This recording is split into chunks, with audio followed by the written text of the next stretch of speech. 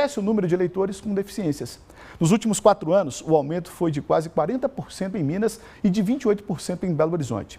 Um dos motivos foi a opção dos eleitores poderem se declarar deficientes junto ao TSE com antecedência.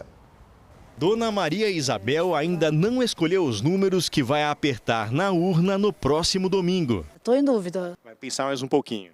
Exatamente. Ela nasceu com deficiência visual e na primeira eleição em que votou, teve dificuldade com a cédula de papel. A gente tinha que ler muito, porque era em braille também, né? E às vezes eu demorava um pouco mais, não só eu, como os outros deficientes visual também.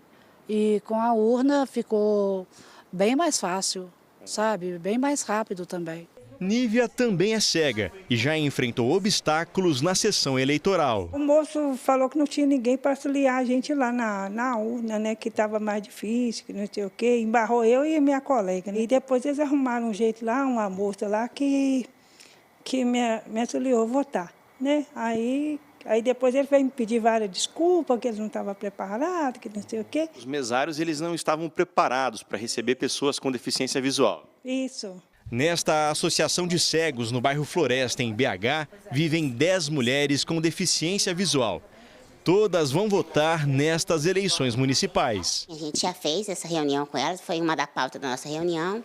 Inclusive, o ponto fundamental da reunião não era poder passar para elas a questão da bandeira nova, relatar como que é a bandeira nova, como que é a antiga, explicar qual o número que elas teriam que escolher para votar. A realidade entre essas eleitoras reflete os dados divulgados pelo TRE de Minas. Nos últimos 12 anos, cresceu o número de eleitores com deficiências no estado. O aumento foi de quase 750%. Somente aqui em Belo Horizonte, a alta foi maior que 450%. De 2020 para 2024, o número de eleitores e eleitoras com deficiência em Minas saltou de 90 mil para 123 mil. Na capital, são 3.300 eleitores a mais neste ano, em comparação com a última eleição municipal. Este advogado explica os fatores que contribuíram para esse crescimento. Um deles foi a opção de o eleitor se declarar deficiente. Por que essas pessoas com deficiência estão tendo essa opção de se cadastrar ou não? Por conta da acessibilidade no local de votação. Eu mesmo, como pessoa com deficiência e advogado, tive essa dificuldade no segundo turno das últimas eleições.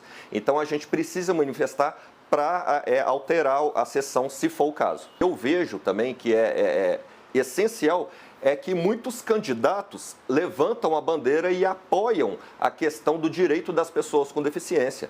Então, eles querem buscar esses eleitores, eles querem o voto dessas pessoas e da família delas. Então, é essencial também que essas pessoas tenham acessibilidade nos locais de votação. O advogado, que é membro da Comissão dos Direitos das Pessoas com Deficiência da OAB Minas, aponta os desafios que ainda precisam ser superados.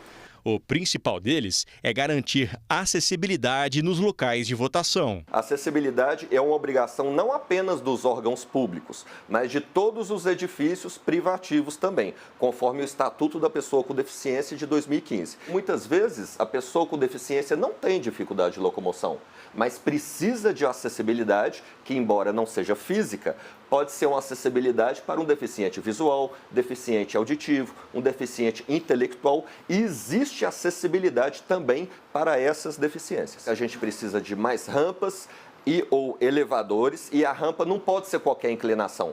Tem que ser uma inclinação que um cadeirante sozinho consiga subir, consiga tocar a sua cadeira de rodas. Se você, que é pessoa com deficiência, não achou a sua seção, a sua zona totalmente acessível para você, faça um boletim de ocorrência, denuncie, procure um advogado da sua confiança para buscar os seus direitos.